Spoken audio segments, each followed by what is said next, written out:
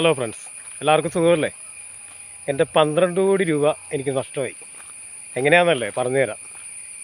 ഞാൻ ബമ്പർ എടുത്തായിരുന്നെങ്കിൽ എനിക്ക് ചിലപ്പോൾ 12 കോടി രൂപ അടിച്ചാൽ. പക്ഷേ നിർഭാഗ്യവശാൽ ഞാൻ എടുത്തില്ല ഫ്രണ്ട്സ്, അതുകൊണ്ട് എനിക്ക് കിട്ടിയില്ല. പിന്നെ മറ്റു വിഷയങ്ങൾ, കുറേ ദിവസം കറണ്ടൊക്കെ ഇല്ലാതിരുന്നതിൻ്റെ ഒരു പ്രശ്നം ഉണ്ടായിരുന്നു. അങ്ങനെ മൊബൈലിലൊന്നും അധികം FBയിലൊന്നും വരാൻ പറ്റിയില്ല.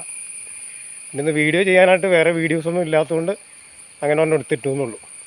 പിന്നെ എന്തെങ്കിലും ഒരു കാരണം വേണ്ട. അതിന് 12 കോടി നമ്മുടെ ബമ്പറിൻ്റെ വിഷു ബമ്പറിൻ്റെ കാര്യമൊന്ന് പറഞ്ഞു എന്നുള്ളൂ. മരമൊക്കെ വീണു, ഇവിടെ പോസ്റ്റൊക്കെ ഒടിഞ്ഞപ്പോൾ കറണ്ട് ഇല്ലായിരുന്നു. ഇപ്പോഴും കറണ്ട് പോയേക്കോണ്, വരുമായിരിക്കും. ഇന്നലെ രാത്രി വന്നായിരുന്നു കേട്ടോ, 2 ദിവസം കൂടി. ഇന്ന് വരും, കുഴപ്പമില്ല. അപ്പം അങ്ങനെയൊക്കെയാണ് കാര്യങ്ങൾ. പിന്നെ മൊത്തം സാമ്പത്തിക പ്രശ്നമാണ്. അപ്പം അതിൻ്റേതായ പോരായ്മ എല്ലാവർക്കും ഉള്ളവരെ ഞങ്ങളുടെ ഫീൽഡിനെയും ബാധിച്ചു. അതായത് ലോട്ടറി കച്ചവടമൊക്കെ വളരെ കുറഞ്ഞു.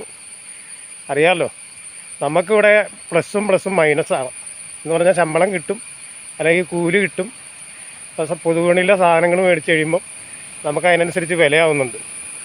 അപ്പോൾ അവിടെയും പ്ലസ്, ഇവിടെയും നമുക്ക് കിട്ടുന്നതും പ്ലസ്സാണ്. പറഞ്ഞാൽ 1000 രൂപ അല്ലെങ്കിൽ 800 രൂപ ശമ്പളം ഉണ്ടെങ്കിൽ അതിൻ്റെ അനുസരിച്ച് നമുക്ക് ചിലവുമുണ്ട്. പൊതുവിപണിയിലെ സാധനങ്ങൾ മേടിക്കുമ്പോൾ അത്രയും തന്നെ നമുക്ക് ചിലവാകും. അതാണ് പ്ലസ് മൈനസ്. മറ്റ് സ്റ്റേറ്റുകളിലെന്ന് പറഞ്ഞാൽ മൈനസും പ്ലസ്സാണ്. കാരണം അവിടെ ഇപ്പോഴും പല സ്റ്റേറ്റിലും ചായക്ക് 5 രൂപ ഉള്ളൂ. ഞാൻ ഹിന്ദിക്കാരുമായിട്ട് സംസാരിച്ചു.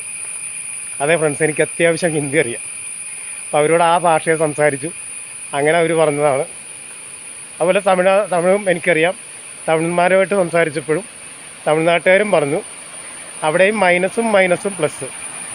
ഇവിടെ പ്ലസും മൈനസ്.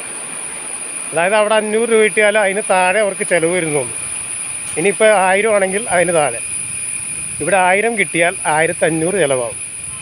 അതാണ് നമ്മുടെ കേരളം.